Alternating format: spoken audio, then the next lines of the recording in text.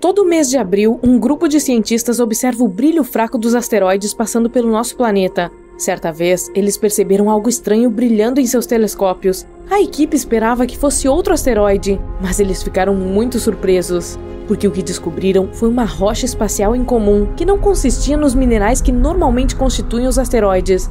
Era composta de silicato, um material encontrado principalmente na Lua. Esse fato fez com que os astrônomos presumissem que poderia ser um pedaço que se desprendeu da Lua. Eles o chamaram de Kamo-o-Alea, uma palavra havaiana que significa fragmento celeste oscilante. A rocha não combinava com nenhum asteroide próximo à Terra com o qual os cientistas já estavam familiarizados. Em vez disso, essa peça refletia a luz em um padrão semelhante ao das rochas lunares que os astronautas trouxeram das missões da NASA.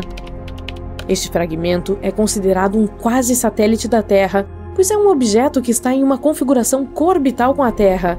O objeto permanece próximo ao nosso planeta enquanto orbita o Sol.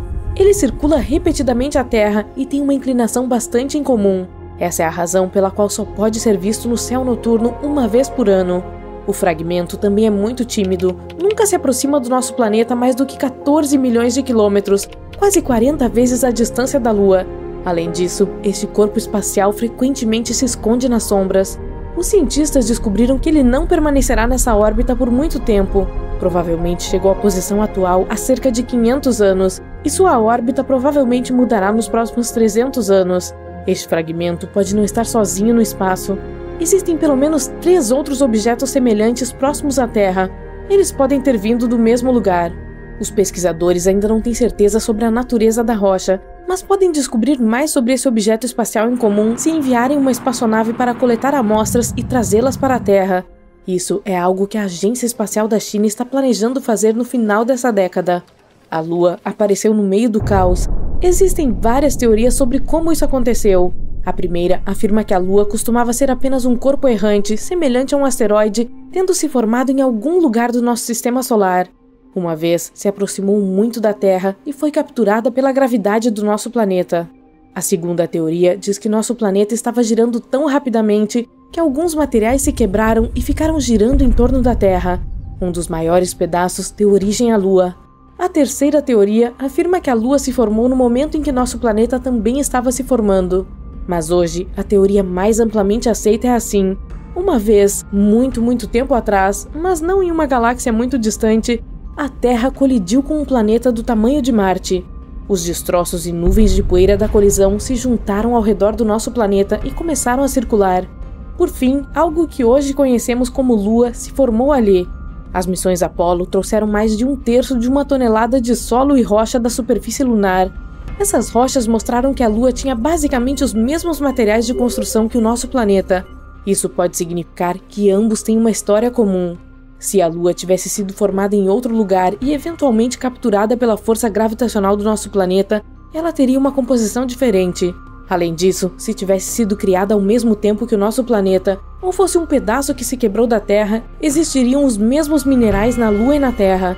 Mas os minerais da Lua contêm menos água. Além disso, o satélite natural do nosso planeta é rico em materiais que se formam rapidamente em altas temperaturas. A Lua não é o único corpo espacial no sistema solar com um passado misterioso.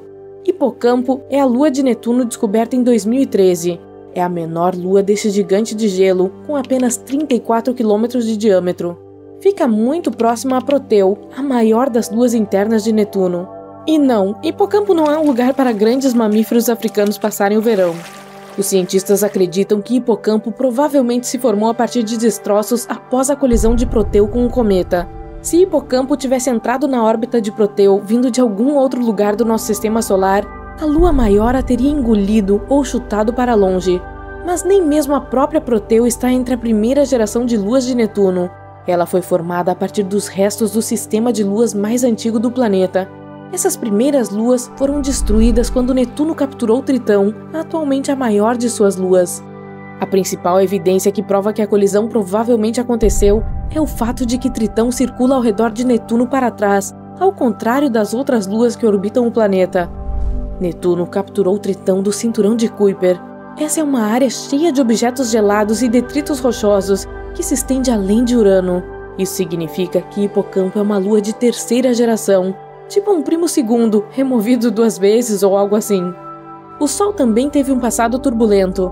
Nossa estrela apareceu há cerca de 4,6 bilhões de anos. É difícil estudar seus primeiros estágios, já que isso aconteceu 50 milhões de anos antes mesmo da formação do nosso planeta. Mas recentemente, uma equipe de pesquisadores descobriu cristais com mais de 4 bilhões e meio de anos.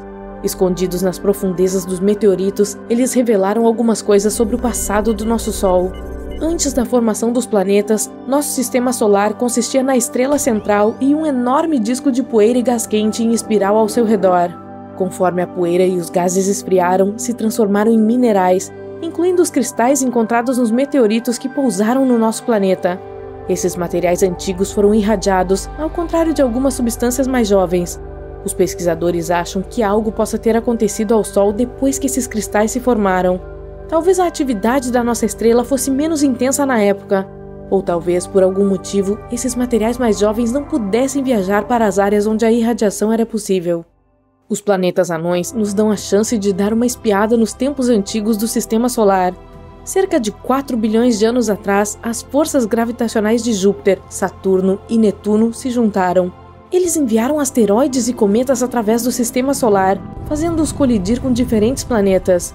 Todos os planetas anões do cinturão de Kuiper, por exemplo, Plutão, Eris, Haumea, Makemake, têm suas próprias luas, que provavelmente se formaram após colisões poderosas.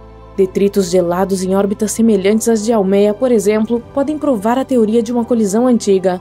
Os detritos criados simplesmente não tinham energia suficiente para flutuar para longe da atração gravitacional do planeta anão.